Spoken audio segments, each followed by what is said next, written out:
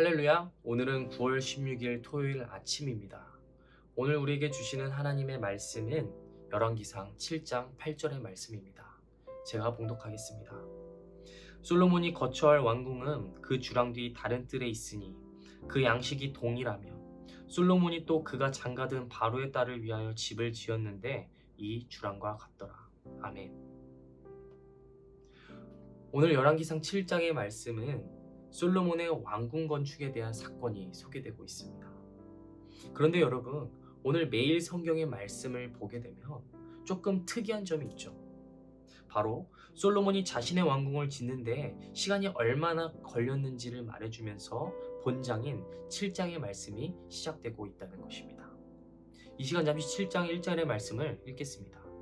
솔로몬이 자기의 왕국을 13년 동안 건축하여 그 전부를 준공하니라. 여러분, 우리는 앞선 6장의 말씀에서 솔로몬이 성전에 건축하는 데에는 그 기간이 얼마나 걸렸는지를 알게 되었습니다. 몇 년이었죠? 네, 7년이었습니다. 그런데 오늘 말씀을 보니까 그에 반해 솔로몬이 자신의 왕궁을 짓는 데 걸린 시간은 그것의 약 2배인 13년이었다고 성경은 말하고 있다는 것입니다. 그리고 뿐만이 아니죠. 2절의 말씀을 보니까 솔로몬의 왕궁의 크기와 그 화려함에 대해서 소개하고 있는 말씀이 나옵니다. 그런데 이 크기를 다 합산해 보니 당시 솔로몬의 왕궁은 정말 하나님의 성전의 약 4배였다는 것을 우리는 알게 된다는 것입니다. 여러분, 여기서 그렇다면 솔로몬은 왜 이렇게 자신의 왕궁을 이처럼 크게 짓게 되었던 것일까요? 물론 그 당시 솔로몬의 왕궁에는 다양한 건축물들이 있었고 또 그것을 가용할 만한 왕궁의 크기가 필요했던 것은 사실입니다. 그러나 우리가 오늘 말씀을 함께 보게 된다면 여기에는 또 다른 분명한 솔로몬의 숨은 의도가 있었다는 것을 우리는 알게 될 것입니다. 여러분, 그 당시 솔로몬의 왕궁에는 여러 가지의 주랑이라는 건축물들이 세워져 있었습니다. 여기서 주랑이라는 것은 고대 이집트 시대 때부터 사용되어 온 거대한 건축 양식을 뜻하는데요. 여하간 솔로몬의 왕궁에는 이러한 주랑이라는 건축 양식으로 이를테면 백성들을 공정하게 재판하기 위한 그런 재판정과 같은 그런 건물들이 세워져 있었다는 것입니다. 여기까지는 전혀 문제가 없는 것처럼 보이죠. 그런데 문제는 그 이후부터입니다.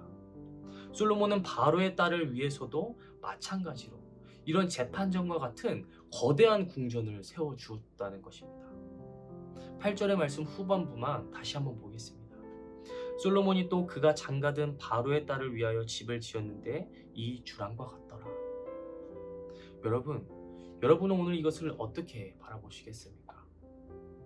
어떻게 보면 솔로몬이 이러한 행동을 했던 이유는 정말 그 바로의 딸을 아끼고 사랑했기 때문에, 정말 솔로몬이 그 시대의 로맨티스트였기 때문에 그랬을 것이다 라고 생각하시는 분들이 계실지 모르겠습니다.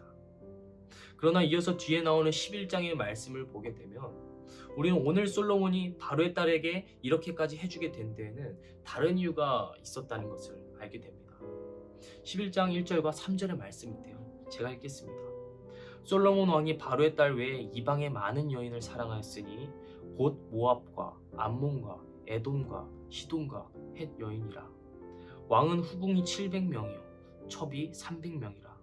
그의 여인들이 왕의 마음을 돌아서게 하였더라. 아멘. 여러분, 11장의 말씀을 보니까 뭐라고 나와 있습니까?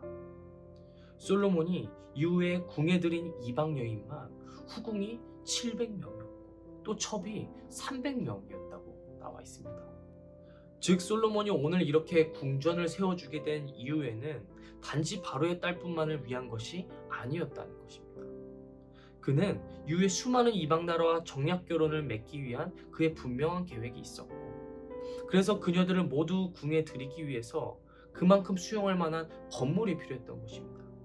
그래서 이런 거대한 궁전을 세워주었다는 것이죠.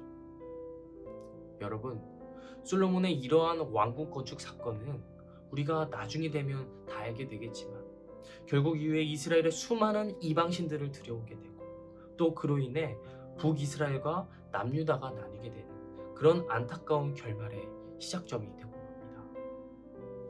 사랑하는 성도 여러분, 오늘 우리는 이 솔로몬의 사건을 통해서 무엇을 깨달을 수 있겠습니까?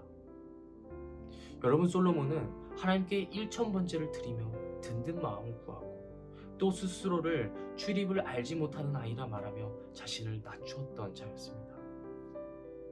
그리고 이 전장의 말씀을 보면 그는 하나님의 뜻대로 정말 순종하면서 성전을 건축하는 영광을 받았던 자였기도 했습니다.